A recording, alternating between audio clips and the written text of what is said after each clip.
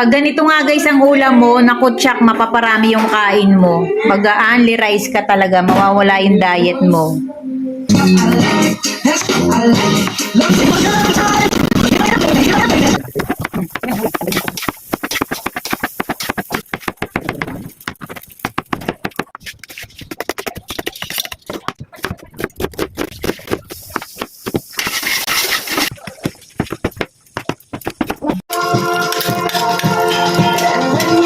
Umpisa na nga natin guys mag-isa ng bawang. Dito na tayo nag-isa sa pinaglutuan natin ng dilis.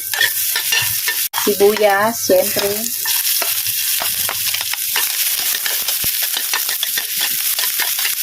Syempre yung kamatis nating masarap.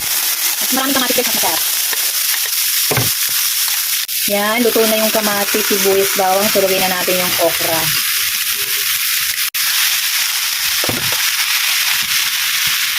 Lagyan natin ng toyo. Kunti lang.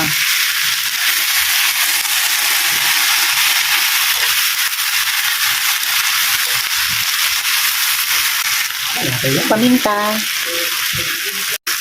Lagyan na natin yung dilis na panglahok natin. So, ayan. Sarap-sarap siguro nito. Totoo guys, first time ko lang gumawa nito.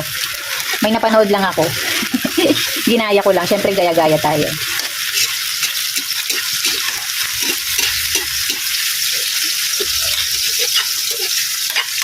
Ay, mukha naman talagang masarap. Dahil siyempre mahilig ako sa okra. Pinakain ko nga ng nilaga yan. Yan pa kaya. Ay, sarap. Huwag na natin lagyan ng asin dahil baka sobrang alat. Okay na yan. Lagay na natin guys yung yung dahon ng sibuyas. Yung napanood ko, walang dahon ng sibuyas. Pero dahil may natira kasing dahon ng sibuyas, sayang naman. Lagay ko na. Sandagdag din na yan. Lasa. Aroma. Diba? Nadali ko na. So, ayan guys, luto na yan siya. At tinikman ko, sakto lang yung alat. Hindi siya maalat na maalat. Saktong-sakto lang. So, ayan na, luto na. Kain na tayo. Tapos, partneran natin ng fried rice na may konting gulay. Pag ganito nga guys ang ulam mo, naku tsak, mapaparami yung kain mo. Mag-only rice ka talaga. Mawawala yung diet mo.